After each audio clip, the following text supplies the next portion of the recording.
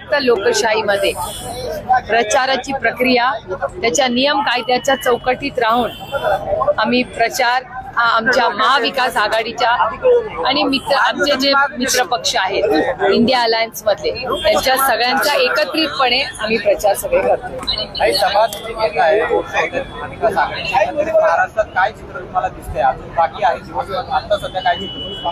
चित्र अर्थातच आजचं सगळ्यात महत्वाचं चित्र हे आहे.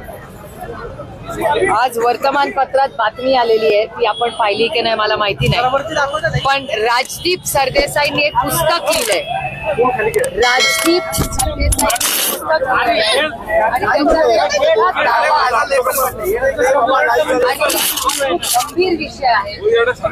या विषयाबद्दल अनेक वेळा मी स्वतः संसदेतही बोललेले आहे आणि माझ्या अनेक भाषणात आणि तुमच्या प्रत्येकाच्या चॅनलवर मी बोललेले की एजन्सीचा गैरवापर करून विरोधी पक्ष फोडणे, घर फोडणे, पक्ष फोडणे हे पाप आणि असंविधानिक गोष्टी सातत्याने अदृश्य शक्ती करते आहे.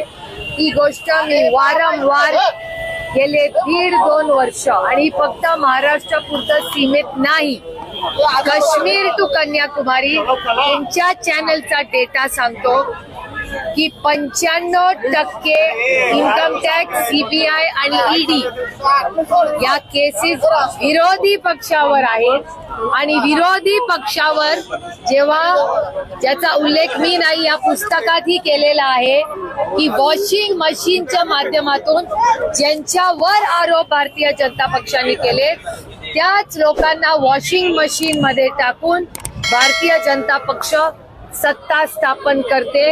हे मी म्हणत नाहीये, मी तर म्हणतच आलेले आहे आणि मी फक्त चॅनल्सवर नाही, मी पार्लमेंटवर ऑन रेकॉर्ड आईसचा उल्लेख केलेला आहे. आईस म्हणजे बर्फ नाही, आईस म्हणजे इन्कम टॅक्स, सीबीआय, ईडी ज्याचा उल्लेख आजच्या सकाळचा जे लोकसत्ता आजचा आहे त्याच्यात फ्रंट पेजला बातमी आलेली आहे. आणि त्याचबरोबर राजदीप सरदेसाईंनी जे पुस्तक लिहिलेलं आहे त्याचा हा रेफरन्स आहे. दावा केलाय की ईडी पासून सुटका म्हणजे आमचा पुनर्जन्म झालेला आहे. ईडीची कारवाई वाचली आम्ही भाजपसोबत गेल्यामुळं त्याचा एक आनंद सगळ्यांच्या नेत्यांच्या मनामध्ये होता, त्यामुळे आमच्या सगळ्यांची सुटका झाली असं त्या पुस्तकामध्ये दावा करण्यात आला. अनेक गोष्टी त्या पुस्तकात आहेत. मला असं वाटतं की पुस्तक लिहिणाऱ्यांनी आणि ज्यांचा उल्लेख केलेला आहे, दुःख एकाच गोष्टीचं झालं ते वाचताना की ह्या सगळ्या पुरुषांचे पण उल्लेख झाले. मला वाईट एकाच गोष्ट, आणि हे मी खूप मनापासून जड अंतःकरणातून म्हणते, त्याच्यात महिलांचाही उल्लेख झाला. वाईट ह्याचाच वाटलं ही अदृश्य शक्ती ही फक्त पुरुषांच्या नाही महिलांच्याही मागे कशी लागते. आणि याचं सगळ्यात मोठं उदाहरण म्हणजे अदृश्य शक्तीने माझ्या 3 बहिणी वर केलेली IT ची रेड. एक नाही 5 दिवस, पूर्ण 5 दिवस रजनी इंदुलकर, नीता पाटील आणि विजया पाटील या माझ्या 3 मोठ्या बहिणी, या तिघींच्या घरी रेड कोणी केली तर अदृश्य शक्तीने केली. एक नाही 5 दिवस त्यांच्या घरी रेड झाली आणि रेड होताना त्यांची नातवंड घरात होती. दूध वेळेवर येत नव्हतं, गन स्टॉकिंग लोक फिरत होते. कधी याचा विचार अदृश्य शक्तीने केलाय की त्या मुलांवर काय वाटत असेल? त्यानंतर भुजबळ साहेबांचं कुटुंब, नवाब मलिकांचं कुटुंब, संजय राऊतांचं कुटुंब, अनिल देशमुखांचं कुटुंब, हे सगळे कशातून गेलेत, त्यांची कुटुंब कशातून गेलेत हे मी पाहिलेलं आहे. आणि आरोप करणारे देवेंद्र फडणवीस, मला त्यांना प्रश्न विचारायचा आहे की त्यांनी आणि अदृश्य शक्तीने याचं उत्तर द्यावं लागेल की जेव्हा कैलासवासी RR पाटलांवर सगळ्यांनी मिळून आरोप केला त्या फाईलवरची फायनल इन्क्वायरी कोणी लावली तर ती देवेंद्र फडणवीसांनीच लावली. त्यांची मुख्यमंत्री म्हणून त्याच्यावर सही आहे. आणि त्याच केसमध्ये त्याच फाईलवर मुख्यमंत्री झाल्यावर जे विरोधात होते, ज्यांच्या विरोधात देवेंद्र फडणवीसांनी आरोप केले, त्या अजित पवारांना बोलून त्यांनी ती फाईल दाखवली. हा गुन्हा आहे. देवेंद्र फडणवीसांनी खरं तर त्यांच्यावर आपण खटला भरला पाहिजे, कारण का देवेंद्र फडणवीसांनी फक्त आम्हाला कुणाला नाही, या राज्याला फसवलं, या राज्याचा मुख्यमंत्री म्हणून की ज्यांच्यावर देवेंद्र फडणवीसांनी आरोप केले त्यांच्यावर इन्क्वायरीज लावल्या, ते मुख्यमंत्री असताना त्या इन्क्वायऱ्या सुरू केल्या, मग त्यांना घरी बोलून घेतलं. एक तर फाईल घरी आणलीच कशी आणली, तरी विरोधी पक्षांना ज्यांच्यावर देवेंद्र फडणवीसांनी आरोप केले त्यांना दाखवली कशी, या सगळ्याची उत्तरं देवेंद्र फडणवीसांना द्यावी लागतील आणि याचंही उत्तर देवेंद्र फडणवीस आणि अदृश्य शक्तीला द्यावं लागेल. हेच तर दुर्दैव आहे की या पुस्तकामध्ये रेफरन्स असताना सुनेत्रा पवारांचंही नाव आहे. आता सुनेत्रा पवारांचा उल्लेख करायची काय गरज होती याच्यामध्ये? महिलांना कशाला आणताय याच्यामध्ये? हा आरोप आहे माझा या सरकारवर. अरे तुमची लढाई राजकीय आहे ना, तर आमच्याशी लढा. आमच्या घरातल्या महिलांवर का तुम्ही आरोप करताय? सुनेत्रा पवारांचं नाव याच्यात घ्यायची काय गरज? माझ्या 3 बहिणी रजनी इंदुरकर, नीता पाटील आणि विजया पाटील यांच्यावर रेड करायचं कारण काय? आमच्या घरातल्या महिलांवर हे हल्ले करतात आणि फक्त माझ्या नाही. कधी विचार केलाय की संजय राऊतांच्या आईला काय वाटलं असेल? कधी विचार केलाय की अनिल देशमुखांचे कुटुंब नातवंड कशातून गेली आहेत?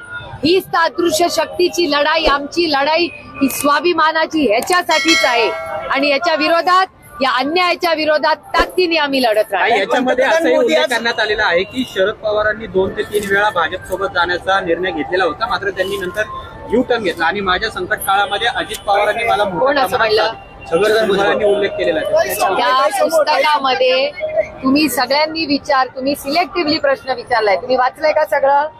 मेन मुद्दे जे आहेत मेन सगळं वाचलाय का? याच्यामध्ये असंही लिहिलेलं आहे की शरद पवारांना जाऊन साहेब पुस्तकात कोट अनकोट पूर्ण दाखवा माझा कोट, याच्यातच याच पुस्तकात कोट असं लिहिलेलं आहे की हे सगळे ईडी, हे मी म्हणत नाहीये, हा कोट भुजबळ साहेबांचा आहे असं हे पुस्तक म्हणतंय, मी काही म्हणत नाहीये. त्याच्यात असं लिहिलेलं आहे की शरद पवारांना 2-3 वेळा सांगण्याचा प्रयत्न केला, पण शरद पवारांनी भारतीय जनता पक्षाबरोबर जाण्यासाठी नाकार दिला. हे सांगत राहिले की ईडी, इन्कम टॅक्स, सीबीआयचा रोष वाढतोय, तुम्ही बीजेपी बरोबर चला. पवार साहेब म्हणाले की मी बीजेपी बरोबर जाणार नाही. हे या पुस्तकात रेफरन्स आहे, तो इथे या कॉलम मध्ये आहे. माझी विनंती आहे सगळ्यांनी हे वाचावं. काही एकीकडे तुम्ही असं म्हणजे हे सगळे आज आले, दुसरीकडे फडणवीस बोलताना असं म्हणाले की फेक नेरेटिव्ह सेट करण्याच्या प्रॅक्टिसचे डायरेक्टर तुम्ही आहात. हा फेक, माझी विनंती आहे, माझी देवेंद्र फडणवीसांबरोबर तुम्ही म्हणाल ती वेळ, तुम्ही म्हणतील ती जागा आणि तुम्ही पाहिजे तेवढे कॅमेरे या. मी देवेंद्रजींबद्दल अतिशय विनम्रपणे ते म्हणतील तिथे चर्चा ऑन कॅमेरा करायला तयार. यातलं कुठलंही काय जर खोटं असेल तर याचं स्पष्टीकरण त्यांनी द्यावं. तुम्ही ज्या फाईलचा उल्लेख केला त्यावरती अजित असं म्हणले की आजकाल माहितीच्या अधिकाराखाली कोणती फाईल जी आहे तुम्हालाही बघता येऊ शकते किंवा माहिती मागितली तर ती फाईल लोकांपर्यंत पोहोचते, तर याच्यामध्ये नवल असं काही नाही, असं सुद्धा काल दादांनी स्पेसिफिक फाईलवरती. मला मान्य आहे, तुम्ही असं करा, तुम्ही आता एक RTI टाका, तुम्हाला किती फायली बघायला मिळतील ह्याचं उत्तर मला 15व्या दिवशी द्या. जेव्हा आपण आरोप करतो, अजित पवारांवर पहिला आरोप कोणी केला? देवेंद्र क्रोनॉलॉजीनी जाऊया. माझं आणि त्यांचं, माझं अजिबात म्हणणं नाही की मी म्हणते तेच खरं. Let's go bye data. Chronology काय सांगते की भ्रष्टाचाराचा पहिला आरोप हा देवेंद्र फडणवीसांनी अजित पवारांवर केला, मान्य सगळ्यांना. त्याच्यानंतर देवेंद्र फडणवीस मुख्यमंत्री झाल्यावर देवेंद्र फडणवीसांनी त्या फाईलवर सही केली का नाही? मुख्यमंत्री म्हणून केली, फायनल अथॉरिटी. मुख्यमंत्री झाल्यावर त्याच देवेंद्र फडणवीसांनी ज्या अजित पवारांवर त्यांनी भ्रष्टाचाराचे आरोप केले त्यांना घरी बोलवून घेतलं आणि फाईल दाखवली. हे मी म्हणत नाहीये, हे अजित पवारांनी तुमच्या सगळ्यांच्या चॅनलवर मी पाहिलेला व्हिडिओ आहे. हे माझा आरोपच नाहीये, मी त्या मीटिंग मध्येच नव्हते, मला कसं कळणार? अजित पवारांनी ऑन रेकॉर्ड सांगितलेलं आहे. हे RTI मध्ये फाईल नाही दाखवलेली, अजित पवारांना बोलवून देवेंद्र फडणवीसांनी फाईल दाखवली, असं तुमच्या सगळ्यांच्या चॅनलवर अजित पवारांचं स्टेटमेंट लाईव्ह सांगलीमधून दाखवलेलं मीही पाहिले, तुम्हीही पाहिलेलं आहे. आणि सदाभाऊ खोत यांनी जे वक्तव्य केलेलं होतं त्याच्यावर बरंच वातावरण आपल्याला पाहायला मिळालं. नंतर त्यांनी युटर्न घेतलं, पण सातत्याने सदाभाऊ खोत हे पवार साहेबांविषयी अशा पद्धतीची वक्तव्य गेल्या काही वर्षांपासून करताना पाहायला मिळतात. खतपाणी कोण घालतं हा एक प्रश्न विचारला जातो. रामकृष्ण हरी या विषयावर मी नाही बोलणार. आज पंतप्रधान नरेंद्र मोदी दौऱ्यावरती आहेत, महाराष्ट्राच्या सभा होत आहेत. त्या पार्श्वभूमीवर बटेंगे तो कटेंगे असा आशय असलेला व्हिडिओ स्वतः हे धक्कादायक आहे, धक्कादायक आहे. मला आश्चर्य वाटतंय की देवेंद्रजींना झालंय तरी काय, हे धक्कादायक. मी देवेंद्र फडणवीसांच्या या स्टेटमेंटचा जाहीर निषेध करते.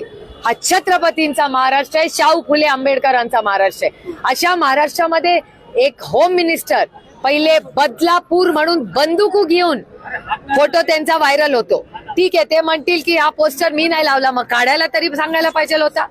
त्याच्यानंतर तुम्ही अजित पवारांवर आरोप करता आणि स्वतःच आरोपाची फाईल ते दाखवतात. त्याच्यानंतर ईडी, सीबीआय, इन्कम टॅक्स ची भीती तुम्ही दाखवता.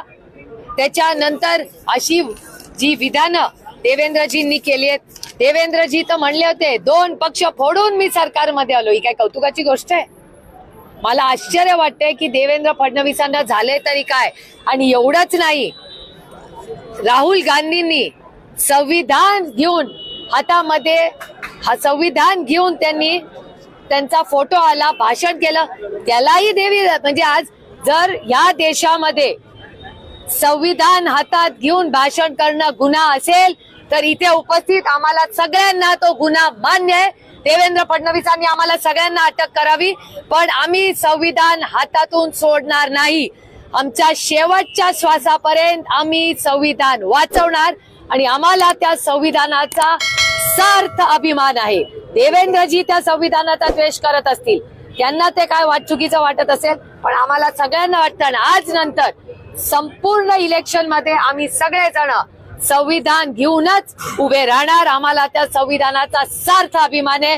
देवेंद्र फडणवीसांनी आमच्यावर आरोप करावे, आम्हाला अटक करावी, आम्हाला राज ठाकरेंनी पुन्हा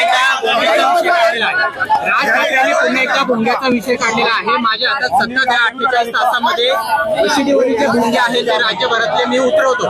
पुन्हा एकदा हिंदू आणि मुस्लिम असा वाद होतोय, प्रयत्न केला जातोय. अहो, एक इकॉनॉमिक्स मध्ये टर्म आहे, इकॉनॉमिक्स मध्ये एक टर्म आहे की आपण करायला जातो आणि झालंच दुसरं. त्यांनी जेव्हा हे काढलं ना की भोंगे उतरवणार, सगळ्यात मोठं नुकसान कुठे झालं माहितीये? शिर्डीला पहाटेची आरती बंद झाली, गावाला ऐकायची. किती नाराज झाले सगळे लोक.